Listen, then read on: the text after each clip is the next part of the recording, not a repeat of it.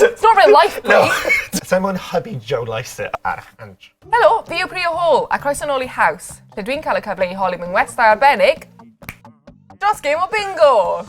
Sort of. Heddi, mae ganddyn ni rhywun sy'n rhoi llwyfan i Queers Cymru.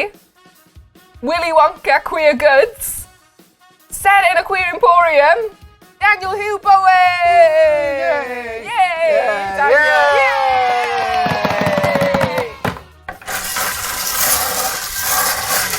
Hey! Okay, cool. Y wlad gweithaf yw Prydain, 20. Stand by that. Yeah. 100%. Yeah. Ti'n gweithio yn y Queer Emporium.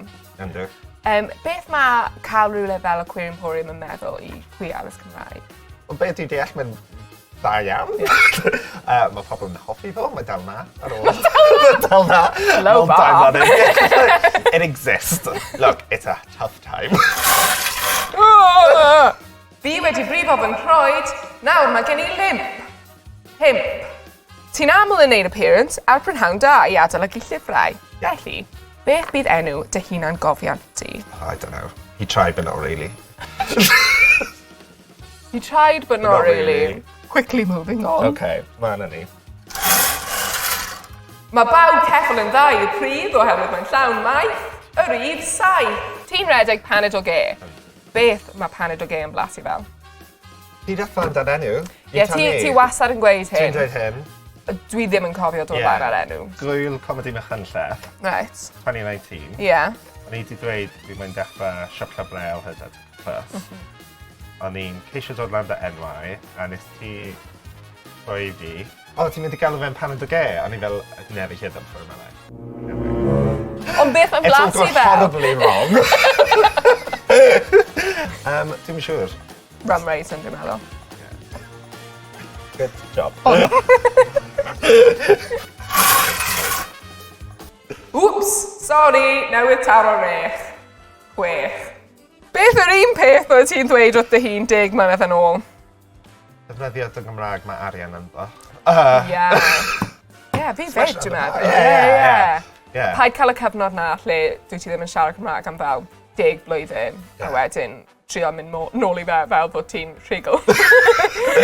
Mae popeth yn iawn. Troi lan, a mae Esperach na, a mae Ellen Flea yn ceisio gofyn ti cwestiynau, a ti fel.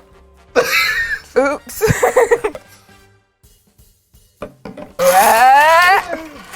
Mae Joe Lycett yn ffynnu 23. Beth oedd dy ymateb ti pan wnaeth Joe Lycett dod i'r Emporium a rhoi shout-out i chi ar y llwyfan?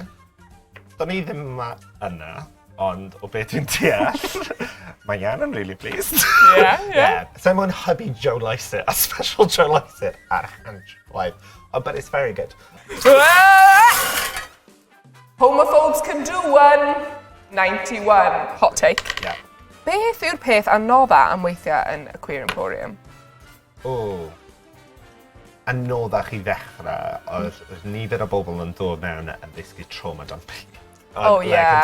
Which was like, chi'n deall o'n ni pa mor angenrheidiol di gofod fel na, ond da chi dal yn gweithio just mewn siop. Da chi ddim wedi cael eich ffordd i delio gyda. So, llawer o bobl yn dod mewn a rhannu really profiadau traumatic.